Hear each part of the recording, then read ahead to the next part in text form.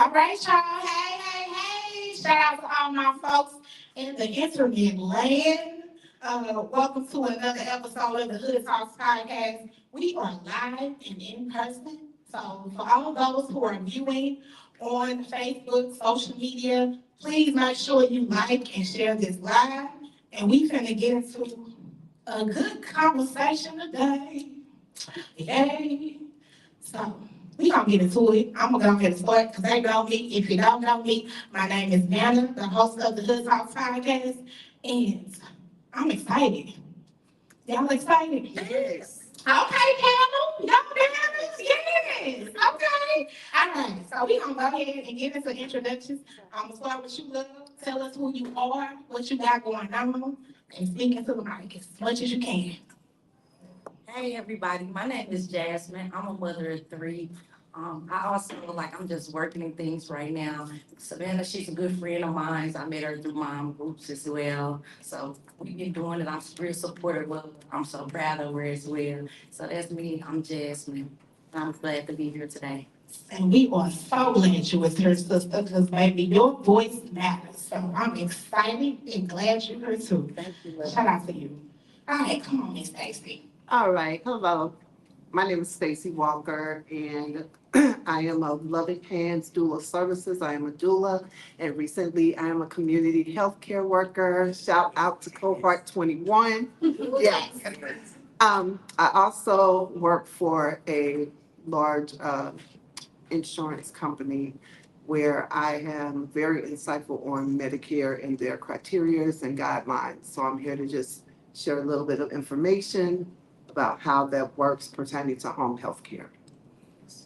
Yes, you dropping some gems. Yeah. How we can make sure folks who get home visitation services know about how insurance bill maybe. Yeah, how they bill, how it works, what the guidelines are to ensure that you can get the coverage that you need. All right. Hey, got some knowledge in the building. All right, Miss Carrie, come on.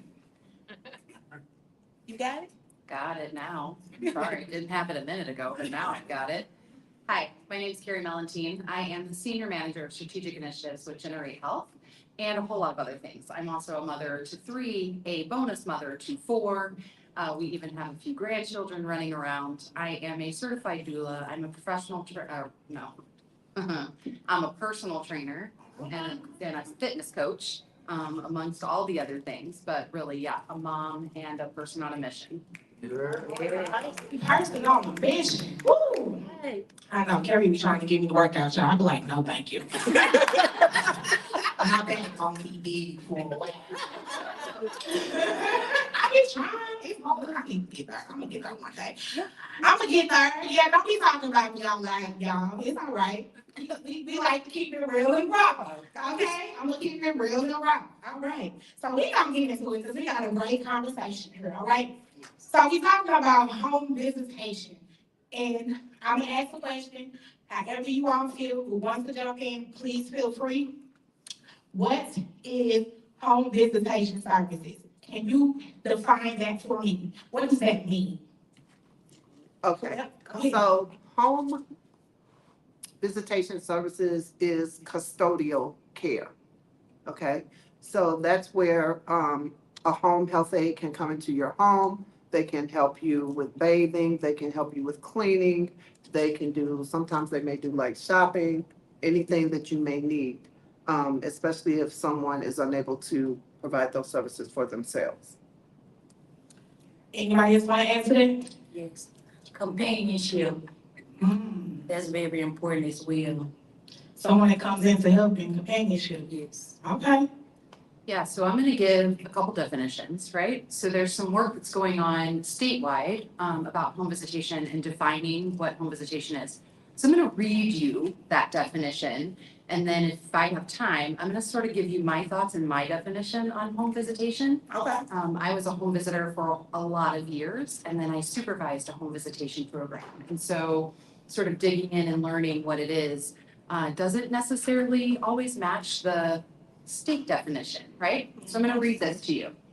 The home visiting definition of prenatal, infant, and early childhood health and development approach in which the design assumes home visits with parents as the primary method for delivering a service or intervention, and through which ongoing relationship is developed with enrolled families over time. That's how they summed it up. So that's how it's summed up. I thought about it and was digging a little deeper. And I think this is how I would describe home visiting. Home visiting can be a beautiful partnership between the entire family and a support person. This relationship should last years, building trust and support through a holistic and organic approach, meeting the family exactly where they are at every step. A home visitor could be a liaison between several other systems to support families with goals they set for themselves. None of this will work if the home visitor is not willing to meet the family's needs, taking the relationship slow, trusting the family, and in turn earning the trust of the family. That's home visitation to me. And so what I hear is there's a multifaceted way to get and provide home visitation services. It sounds like one lens, we're talking about maybe the seasoned community. I don't want to call them the elderly. I got much respect for y'all. The seasoned seniors. You got me on that one, right? You totally check me. Okay, the seniors, but also that is very much important as well for, as my doula folks know, birthing families, families with little children. That's what I'm hearing is a multifaceted space where you provide different types of services and care. So there's many ways to define it, and one of the things that you said that's important is companionship. Yes. Because don't come into my house and I don't trust you and I don't know you, and I can't even feel like I'm connected to you, because that's important. And that leads us into our next question, right? We have to acknowledge the Hood Talks podcast and the work that we do are specifically to the Black community. When we have these conversations, we're talking about it from that lens. And there is a distrust, right? But we also know that these services can be very valuable to us in our community, but there's a distrust. And if I don't trust you coming to my house, I'm not getting access to these services that can be beneficial to me. So let's talk about the distrust. Where do you think that is coming from? Why do we distrust? I want to speak on that. For that, stating when you come into my home, I want you to come here for the resources that were expected, not searching for other things and looking around and taking my case towards what I need towards my family, to build my family, and take it elsewhere. So I think that a lot as well when I was actually in a program as well. So there's a lot of distrust. Yeah, you come in here, you supposed to be helping me, but you over here trying to figure out what's going on in my house and how you can take it back and get me in trouble. You're not really trying to understand my situation and how you can help it. You judging me. You coming in with your judging lens, your biases, and telling me, oh, you should not be doing that, but you don't even know why I'm doing that. I might be co-sleeping because I can't get a crib. Can you help me find a crib? Instead of reporting me because I'm co-sleeping, have you helped me understand the importance of not co-sleeping? Did you take time to do that? So no, you coming in with your bias and your lens and you judging me, and now I'm fearful you're gonna take my baby and have fake coming in my house. Yes. Somebody else want to talk about that distrust? Yeah, I know one of my friends, her mom has MS, and she's been through, within the past 2 months, 6 different. And each time, because they're coming into her home and stealing her valuables. Ooh, that's one of the things I didn't even think about. So we're talking now about those NAs and CNAs and you having people come into your home and trusting them to not take from you. Mm, I didn't even think about that one. That's good. That is possible. How do you, I'm asking you to come help me and you taking from me. Yeah. Anybody else want to talk on that? Distrust, Carrie? Sure do. Oh, Sure do. Thank you for the opportunity. We're talking about systems. We're talking about systems of harm to the Black community. So for more years than any of us have been around, systems that have come in and taken children and experimented on human beings. And these systems are the same systems that we're asking you to be a part of, right? Home visitation is seen as a part of that system. And so, of course, it's not trusted. Of course, I'm not going to welcome you into my home with open arms. And especially if you're walking in looking like me, who represents the system that has done the harm. And so I think there's a lot of work, right? I think there's a lot of work on both parts. I think there's work on the home visiting system in order to understand that and check the bias that you're walking into a community with. I think there's work that has to be done with the systems that have created home visitation because there are requirements by different models of when you go in, you have to have certain assessments or there's certain things that you have to have done by a certain amount of time. And that's not always the way that it's gonna work, right? yes. When I was a home visitor and needed to meet with a family, that family may not trust me to open their front door, so we would meet on the front porch. They may trust me to meet at McDonald's and we would go to McDonald's. And knowing that you have that option, right? Right. Usually they don't tell you that, but when you are providing that service, to be able to say, hey, I can meet you wherever you are comfortable. Right. That's the first step. Well, and I think that's the other part of that, right, is that we put that on the family to know to ask that question. Exactly. And what you don't know, you can't ask about. So we have to take that away from the family owning that and put that onto the systems of making that an option. I don't know that that's an option for every mom. I just know who I was and the pushback that I may have done for where I was working. And if we want to build trust, this is what we have to do. And so that's what we did. If we want to build trust, that's important, that part. I think you said a whole lot.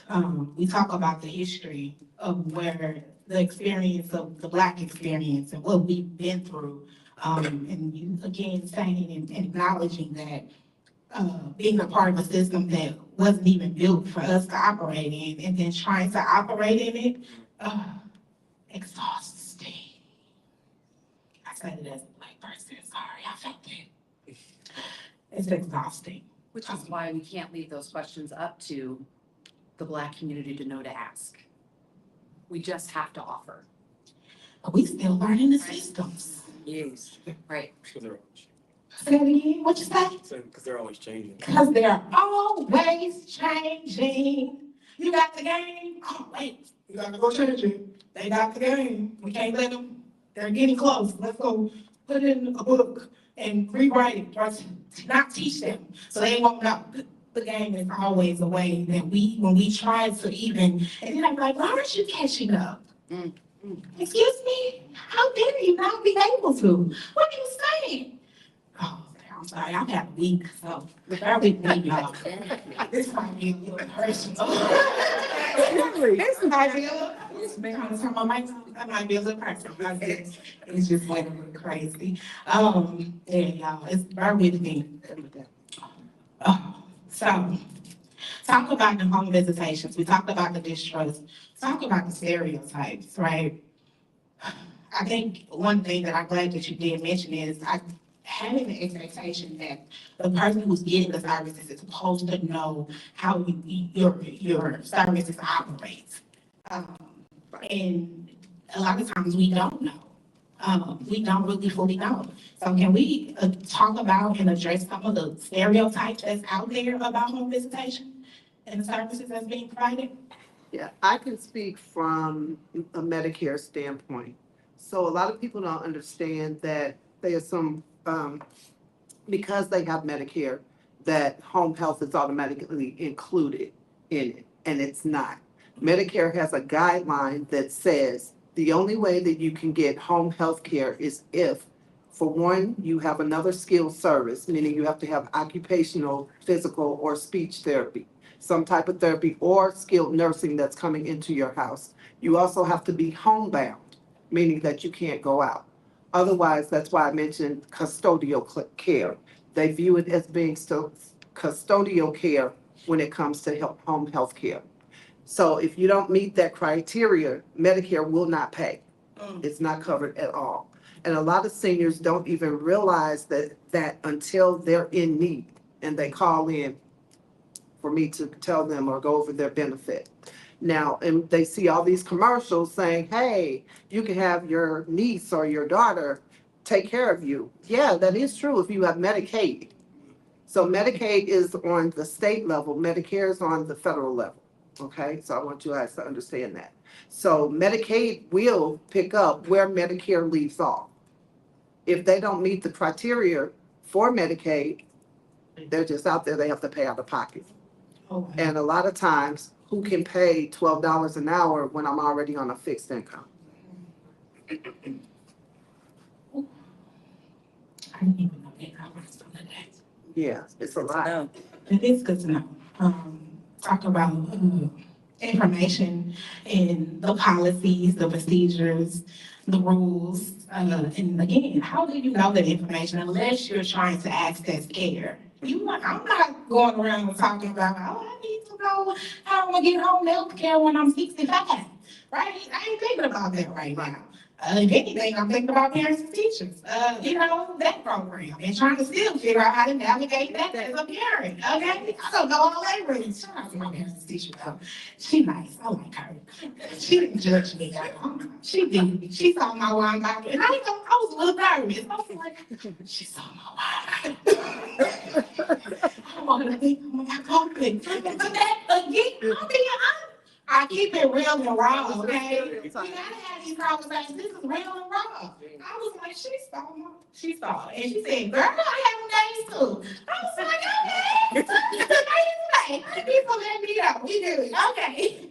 Don't judge her. And that is what we talk about though, right? Right. That is what we talk about. It's a guy to say, I'm not having a good day and not feel judged. Because sometimes I will play a play so that you won't know what I'm going through. Because I don't need you going back and telling your folks that she out of her mind and she crazy. We need to pull the people in. I just can't honestly. And how am I getting help if I cannot honestly say, I'm not okay? Right. How am I getting help? Come on, y'all. You won't. I won't. You won't. I will not get better. Sorry. I'm sorry, that's nice. Sorry. That's okay. So again, talking about stereotypes, what others, and that was for me, just thinking of the stereotype, like they're coming in to judge you, but how do we make it safe for people to know that that's not the case? But what other stereotypes are there around home visitation that we need to address, we need to talk about? I mean, I think we hit on it partially, right? Of that the goal is for home visitors to come in and find what's wrong. And out of the majority of the home visitors that I've met, that's not their goal, right? There are folks that do that. There are folks that come in and that may be what they're looking for. They haven't been able to check their bias. They haven't been able to do the work that they need to do on themselves. But the majority of it is not about that.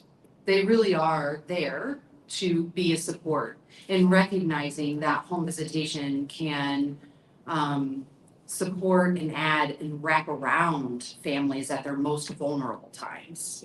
And that's really what they're there for. I think it is, again, just, I'm gonna go back to that, like, we're the people showing up for that one particular thing. Home visitors are mandated reporters. We're gonna say that big bad word. They're mandated reporters. That is true. But most anyone that comes into your home for anything is a mandated reporter. So I think getting that definition of like, what does mandated reporting look like? It's not a wine bottle sitting on your counter. And with home visitation, there's training to go through about, what is it and how, if it is a reportable offense, how do you do that? What does that look like? And I think one of the other things is really that it is a long-term relationship.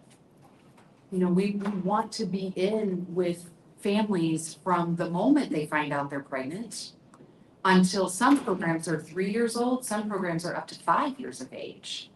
That's a really long-term relationship of getting to know families, meeting them where they are and watching their children grow up during that time, and then possibly helping with subsequent, right? And the other part is that they are a plethora of knowledge of resources. So being that liaison that you're talking about, when you feel comfortable with that person that has come into your home week after week after week for these last 7 months, and all of a sudden you feel okay enough to say, I'm not okay, that person is your liaison for those resources. That person a lot of times is right there by your side when you make that phone call. When that phone call doesn't work because that provider doesn't match you, then they have somebody else. Or it's that person that you feel safe enough to say, I have some food insecurities right now. I don't know how I'm gonna feed my babies this weekend. And that home visitor can be that connection with that community health worker, with that resource, that pantry, the IH, anywhere, right, that has those resources. Yeah, that part. Have you ever been hungry and don't know where your next meal is gonna come from? Yes. Yes. Yes. Have you ever been where you can't even go get your next meal? Yes. Yes. You know what I mean? So to have someone to say, hey, can you help me go get that? Shout out to my community health workers in the building, okay? Shout out to the community health workers in the building.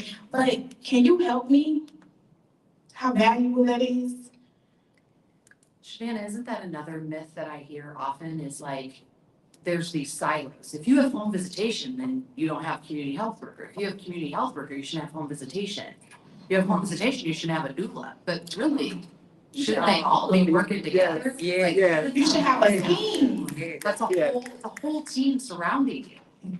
Talk about the village, right? Five. How do you get one step right? Because everyone in their respective places is different, right? My resources as a parent as teacher is different, right? Than a community health worker. My resources as a doula, right, is different than a parent as teacher or a community health worker in some sense. You feel me? Like I'm probably thinking about you in a different perspective of your life. And my doula, I'm worried about you, baby, and how you doing after you had that baby. Where the postpartum at? You okay? You good? Right? A community health worker, I'm worried about your housing, your mental health possibly, right? Maybe a doula might slide in there too. You postpartum? Oh, look, let's check that out. Your parent is teacher, how's the baby doing? Where's the development? That's different avenues, and that's a lot to navigate. I'm tired. I got a sexual career. Ooh, Lord. I'm like, I ain't just made it to kindergarten. I'm tired. I'm really trying to advocate for these kids. Lord, y'all beat me down. Talk about the systems. I'll give you another caveat. Come on. Try doing all that and you have a child with a disability. Ooh, y'all felt that in y'all audience. We ain't even gonna talk about that, right? Like, should we? Well, you can talk about that. Come on. Your home visitors Yes. and maybe even your community health workers, right? They're going to make connections with you, by you, support you for first steps, occupational therapy, physical therapy, whatever that may be. When I say plethora of knowledge, that's what I mean. Yes. So like that is that outlet. When that relationship works well, Yes. and when it's built that way, that's exactly how that's supposed to work. So we can talk about that because when you're involved with some of the systems and they're working, right? Mhm. Then it's been shown that developmental delays Come on. are less. Mm. Your kids are showing up at kindergarten at the same level as whoever said the others are supposed to be at, that kind of thing. But like, that's happening when home visitation is involved in your life. And then all those other wraparound services wind up there too. Those are the things that are happening. So navigating on your own with a child with a disability, can we talk about a child with mental health? Mm. Can we talk about all of those things? So I think that's some of the, that's that demystification of what is this mystery of home visitation? Like, what is it? It can be a lot of things, yes. It just depends on what you need individually in your family, right? And talk about, and I want to uplift this, and I think this is important to say too, is that if one person don't work, if you don't feel comfortable, it's okay to say, I do not want this person here. You can speak up for yourself. You don't have to say, I'll just guess I gotta, no. There's a line. Hey, who is your supervisor? Let me meet your supervisor. You should know who that person's supervisor is. And be like, you know what? I don't think this is working. I'm okay with being in the program, but I need somebody else. So how do we make sure that folks understand that they can also advocate and say, this is not the right person, but I still want to get these services? And I think that goes back to knowing your rights when we talk about home visitations, and being very aware of that. But I agree with you, navigating, because we live in Missouri. Don't y'all ever know? We live in Missouri. Woo! And I just want to say this. My daughter was born at 23 weeks. Okay, she weighed 1.5 pounds at birth. Okay, she spent 4 months in the NICU, okay, before she came home. I was a part of Parents as Teachers. At that time, Mercy did have an early childhood developmental program, Okay. which assisted. So to see how far it has come in those 30 years is amazing, because the resources that I was limited to, there were no preemie diapers. Mm. Okay, there was no preemie clothes. I had to buy her baby doll clothes. Wow. Okay, so just to see how things have progressed Yes, is amazing. yes, So just, and the fact that I didn't have anybody to advocate for me. yes. There was really no resources. They didn't even know enough. Even when I was pregnant and in labor, they told me, you're 22, you're young, you can still have other kids. Well, how about we get this one? Wow. They didn't even want to turn the bed on for her. I had to fight with the neonatologist to turn the baby. Can we give my baby a chance? Right. Mm. So to be able to see how far things have progressed, Yeah. is amazing. And I'm glad that there was somebody out there doing the work to make it better for them. And I think we don't get to see, shout out to generations, right? The wisdom, the generations, what the view that you've seen versus the view that I've seen, right? I could not even speak to there not being pregnant. Because when, I went maybe, it was 6 years ago, three, ooh, Lord. I was like, oh, we got pregnant diapers, ones, it's so many choices. What do I do? What do I get? So many options. Do I do cloth? Right? Should I do that?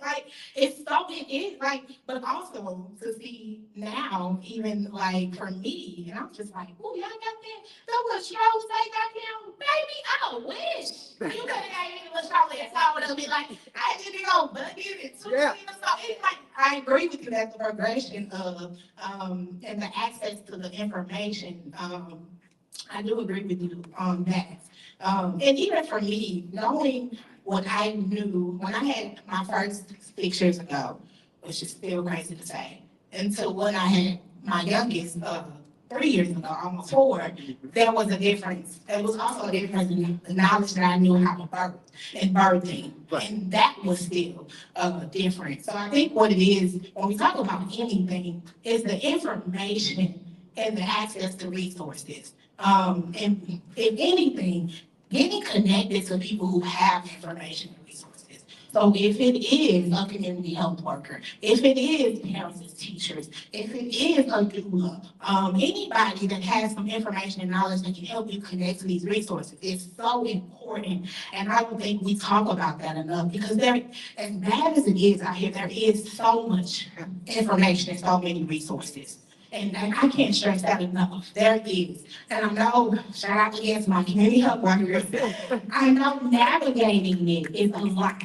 And I say that again, this is personal. This ain't just, whoo, I be right in the thick of it myself. Just navigating it a lot of the times is hard.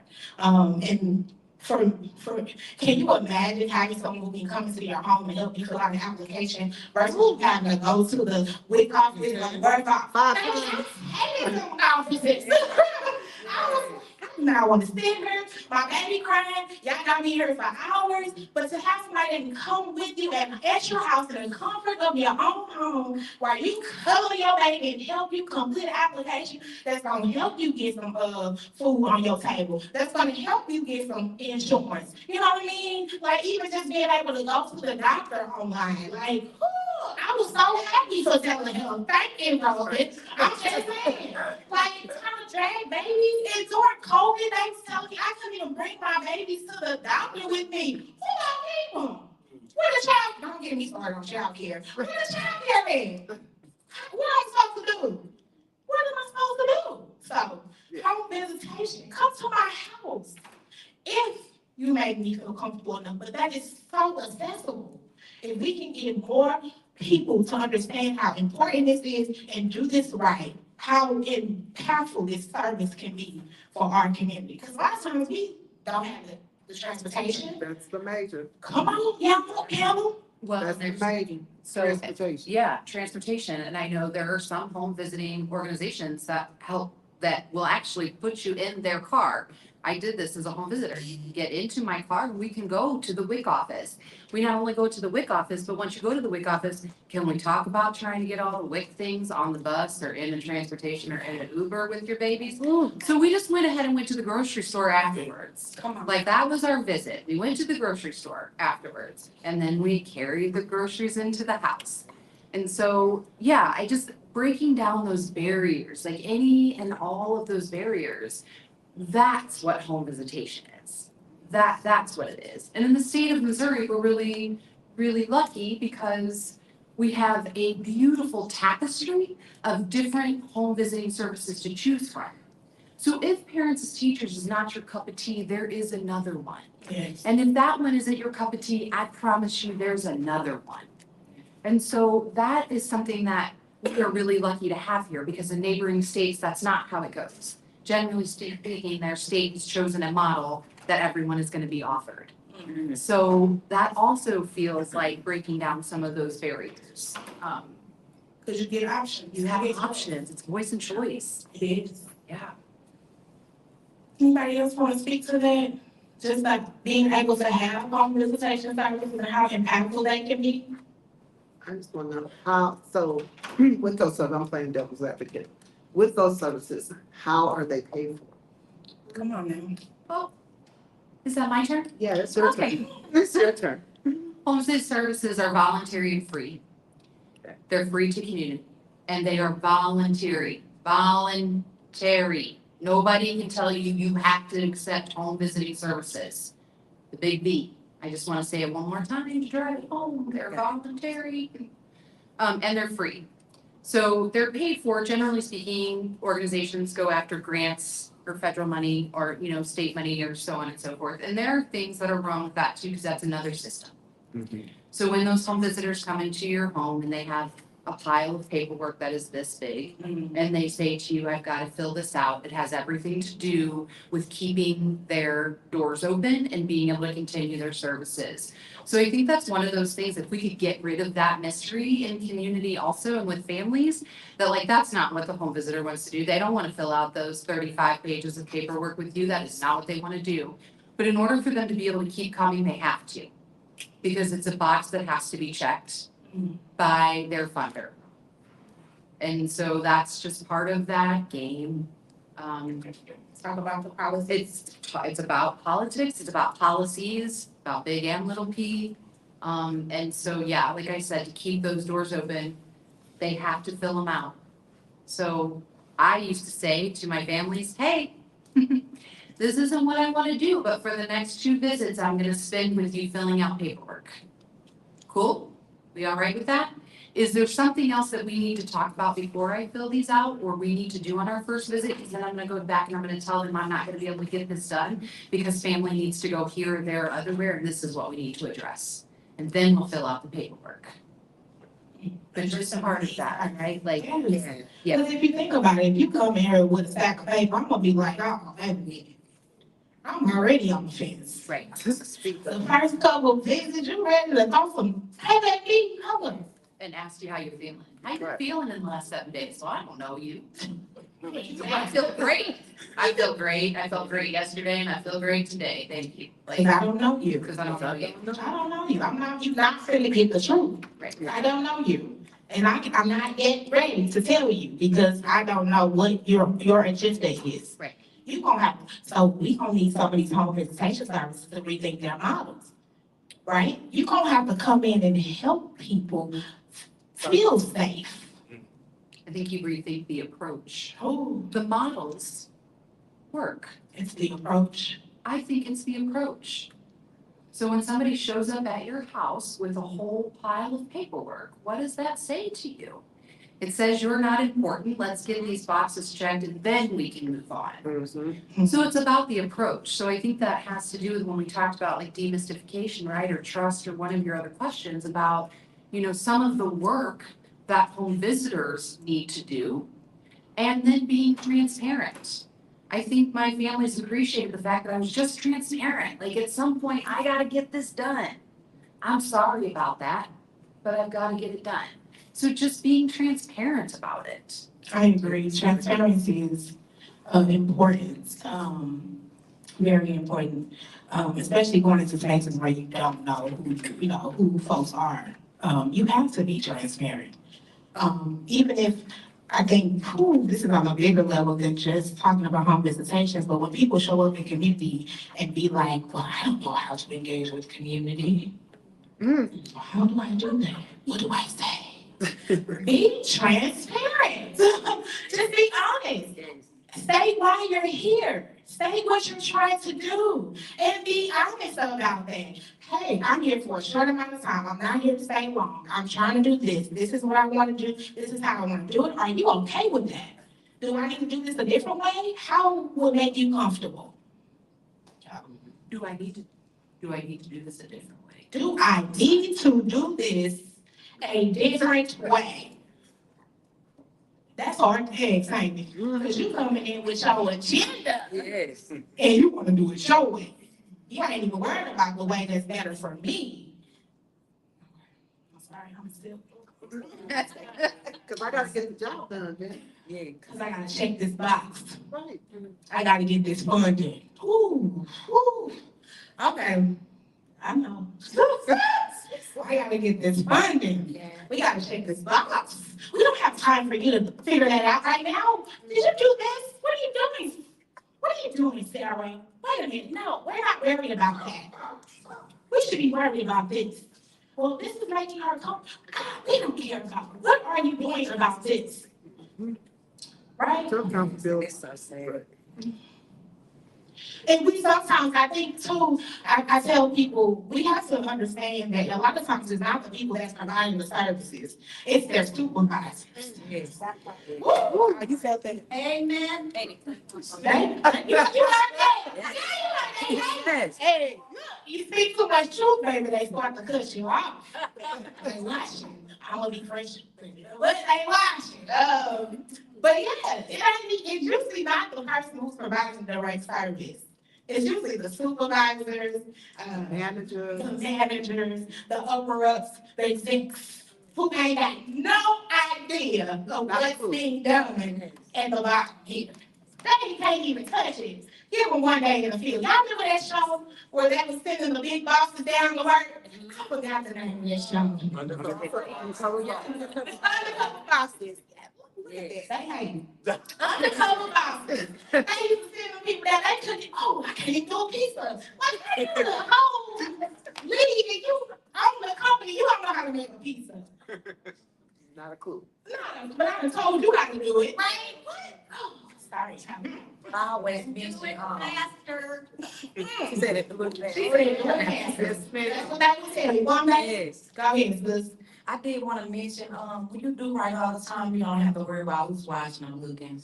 If you do things right all around, you don't have to worry about things like that. You don't have to worry about things like that. What you said. Because good is gonna always come. I felt that message on today. Thank you. Want me to do it? Yes, it will. All right, y'all. I got one more question. And then I'm gonna open it up to the audience because I see y'all got some stuff y'all might want to be saying. So I got one more question, right?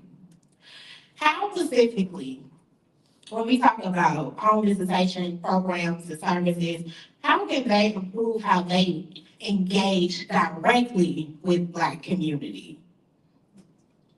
Directly. What can they do? I got one. Representation matters. Yeah.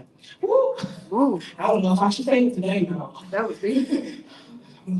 Yeah, I don't know what I've been through with this term. But we talk about what's going on with DEI, right? We hear it, we see it. They are on a rampage, I swear. We see it though, right? When we talk about DEI, I laugh sometimes at this because I see so many folks. DEI, do you have a DEI program? Because if you don't have a DEI program, you can't dare qualify for this grant. And I go looking on the websites. Where's your DEI? Okay. Where's yours? Excuse me? You telling me I got to go get this? I ain't gonna know for me. I gotta have a DEI, right? Well, where's yours? Oh, okay. I got it. So how can they better engage with the Black community? Anybody got an answer to that? It's not coming to me right now. It's Not honestly like, a hard one, ain't it? it's a hard one to kind of like put it out there. So, like I'll take my time on it. I'm gonna pass on it. You go, okay, it's okay to pass. It's okay. I will probably come back with further. Sometimes somebody leak, cause I just don't want, I don't know how to like sound it out and put it out there. It's okay. Take your time. You good. Maybe I might learn from someone in the audience. Okay. You wanna open it up to the audience? Anybody? You got one thing? Well, only thing I can say, because I also went to school for deaf communications. And one of the things that I loved about being in the class is they did make us take a deaf, it was like a deaf awareness class. So we had to dwell in their community to know what life looks like for them. So maybe if they would take the time to actually do some research about our culture and learn, then they could better represent or come to assist us. I hear you. Anybody in the audience want to answer? I have a statement to this. How can they better engage with the Black community? Oh, you gotta come to the mic, sis. Don't be afraid. Okay. I agree with Stacy. Ms. Stacy. I think there is a level of, there has to be intention behind it and not just behind the buzzword of AWAR and DEIA. And then I don't know if this is appropriate or not, but We keep it real and raw. there can't be this feeling of saviorism. Woo! Right. I'm sorry, I had me through. Woo! It can't be this.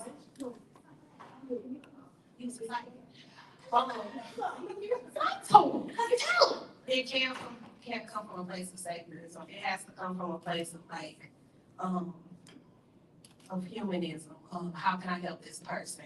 A lot of the times when you deal with ABAR and DEI, it comes from white people being like, how can I do this? How can I help? And it doesn't always come across genuine. Yes, it comes across as like, I feel bad for you, and I help Negroes, and I feel good about myself. And Let me show you the way. yes, not asking you, let me show you Let the me way. show you, and My way is better. And like you said, there's a big, a big thing that culture plays a place. And if you don't understand our culture, it's not gonna work. It's not gonna work. Can I ask you a question?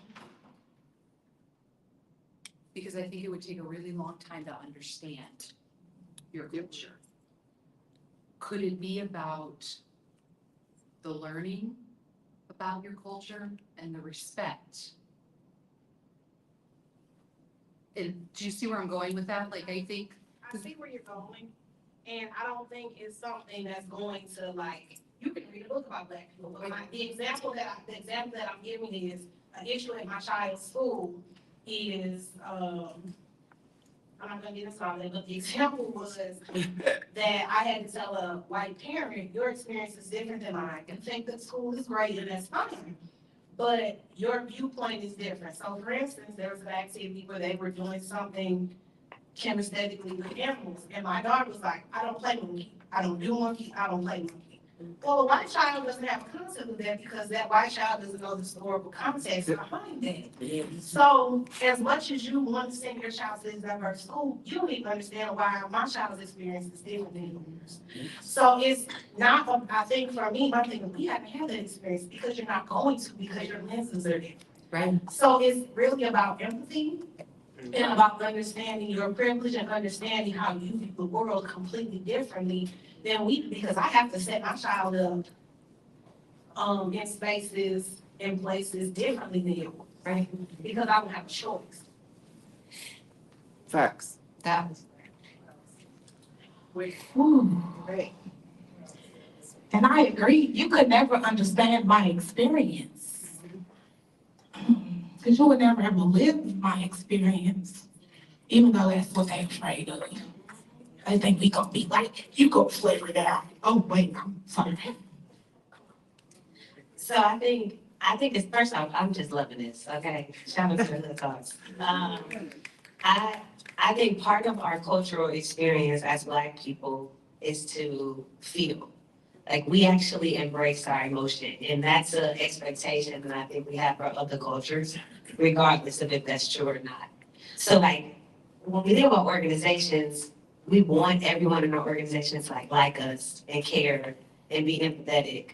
But the reality is, it's just probably not possible. So my answer to your question as to what we could do better to connect with Black people, if I'm thinking about it organizationally, is really do power sharing. Like if you put a Black leader in power, give them the leadership and walk away. Because then we wouldn't have those circumstances, because we would have a Black person say, what's this admirable circumstance we're thinking about when we think curriculum? I'm not sure that's gonna fly. And the superintendent wouldn't have pushback because our decision to put this Black leader in power is our decision. So while we'd love to have organizations that we could also treat like family or true team, I'm not sure that we're there yet in our society. So my goal would be put a Black person in power and walk away with the proper supports to allow them to continue to transform. With the proper supports and resources. Don't put me in power position and ain't give me nothing to help me do the job. And then say, well, why didn't you get it done? You set me up for failure. Yeah. Yes, ma'am. Oh, hello. I've done a lot home care like my entire career. I'm a nurse anyway, but I just want to say that one thing is communication. You have to let people speak. And it's okay to say, I don't understand. And I wanted to say something, this is not that subject, it's a subject about trust. Because I have been in the homes and, been supervising the home visitors and don't trust your visitors so much that you sign a blanket piece of paper that says, they've done this time, this job, but the paper's blank and they didn't do any of it. Taking advantage, right? Going back to knowing what you're supposed to be able to expect and do, right? Because if sometimes I guess you gotta be real, right? I am not gonna read that. I'm just gonna sign it. Okay, you said something here, sure, okay. And they tell you that they there, but they really ain't. I've had that experience. Was told, come on, let me tell y'all a personal story, okay? I'm gonna get a little personal. It was written in my notes from a home visitor that I had, baby went to the hospital, was sick because I was not feeding her. I thought I was feeding her, but somehow I must have put the baby bottles, the nipple, in a dishwasher and it closed it. And I'm thinking, come on, listen to me, y'all. I think I'm feeding my baby, but I'm really not. And my baby has gone to the hospital because my baby is hungry and has lost weight. In my notes. Do y'all hear me? I didn't even have a dishwasher. I didn't even have a dishwasher. I got one now, but I didn't have one then. And you said that to the point that I took my baby to the hospital because my baby is not eating. And first of all, you think I'm that crazy that I don't know that a bottle nipple the milk ain't coming out the nipple? How would you make a me? Right? So Wait, and you're a doula. I wasn't a doula then. Okay. I wasn't a doula then.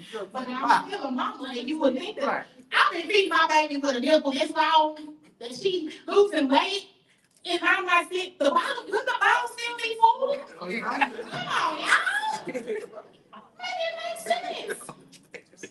I had to call to say, hey, where's my nurse? I haven't heard from her. She's like, oh, you sure? She said in the house that I have not seen this lady.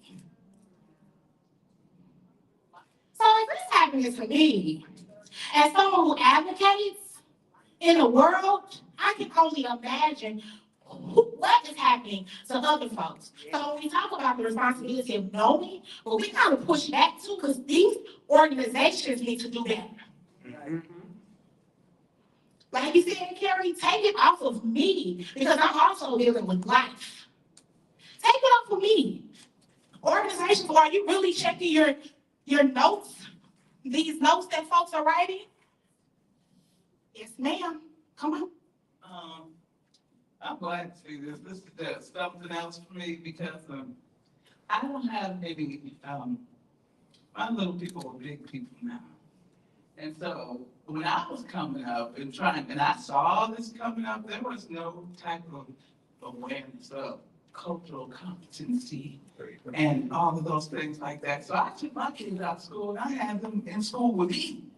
So to be able to see people aware of the systemic oppression that's happening in the wake up, because it's a wake up happening, it's an awakening happening.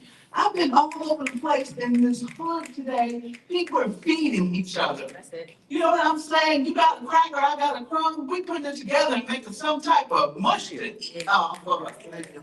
And I'm so proud in my spirit to see this. Because I raised sons. I had 2 boys in the St. Louis public school system. And this system failed my child. Both of them. I'm talking about gifted in all aspects. I lost my son to gun violence last year. It's okay because I'm here today to tell you all you are doing an excellent job on repairing something that has been deeply, deeply broken. Benign neglect that has been in this system around here that we are not supposed to be having these meetings. We're not supposed to be reforming right now, but we are. And that's the thing. That's what my son told me, to say that we're on the task, we're on the path of doing something brilliant. You know, breakthrough has to happen.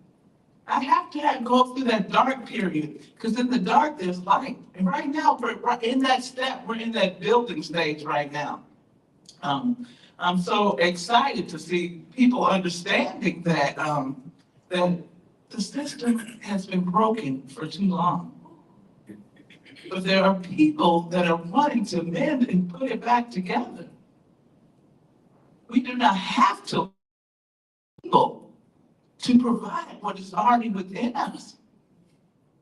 The gifts are within us. If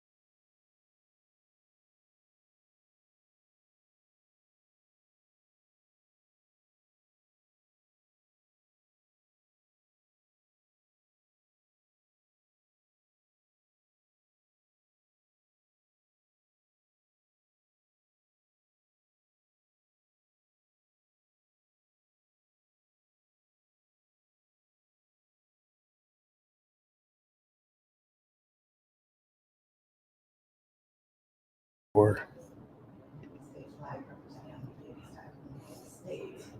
do you still not hear anything? I'm trying to think of the best way to do this.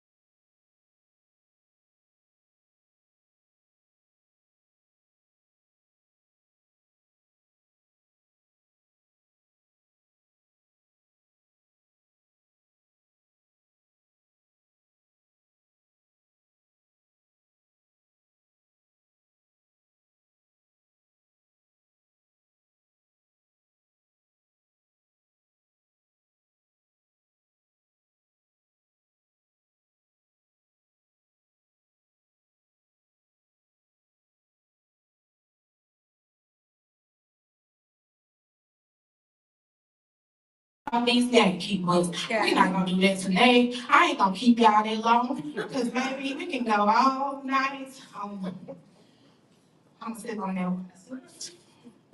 Ooh, Lord, okay. So I just wanna close us out, okay, y'all? And I just want y'all to answer one more question, one more for me, and we gonna go. What is at least one thing a home visitation provider can do to improve their services that they provide to the community? At least one thing that you think they can do. I'm gonna start down here with Carrie, and I'm gonna come to you. Okay. Relax. Come on, Carrie. You only want me to say one.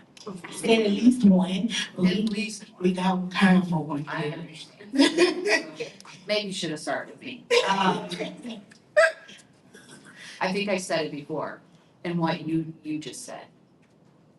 Meeting a family where they are. Showing up to listen. Full stop. Meeting them where they are and showing up to listen. Shut up and listen. I'm sorry. As with anything, I always feel education is the key. You have to properly educate people and train them in all aspects of their job. Education and training. Yes. All right, sister. I would say guidance. Guidance. Yes. That's what's up. That's important. Mentorship, right? Some of you seasoned folks who've been doing the work, maybe not though, because some of y'all are the ones toxic. But that's another conversation. Let me get off of here today. Okay? But shout out to everybody that has tuned into the talk like that. We are up for another show on April 27th. But before April 27th, make sure y'all follow the Hood Talks podcast and on Instagram, Facebook, YouTube, we everywhere. Go check out some of our old episodes. We got another episode coming up. Shout out to our new co-host, Shantae Love. We talking about men and mental health. I don't know the date, so go follow us on social media, because I don't have that right now. And then our next live and in-person event will be at the Delmar Divine on April 27th. I do have to have fire. We're talking all about Black maternal health. Oh, yeah. Woo! Yes, because it's Black Maternal Health Month. So definitely be on the lookout. If you can come, maybe please come into the building. Now y'all been here, y'all see what the space is about. I need y'all to bring more people to the space because we need this to keep going. This is just the beginning. And shout out to everybody that's been tuning in. I appreciate you all. And on that note, we out. Don't forget to subscribe to our YouTube page and also follow us on all our social media. And you can find all of that information at www.thehoodtalks.com.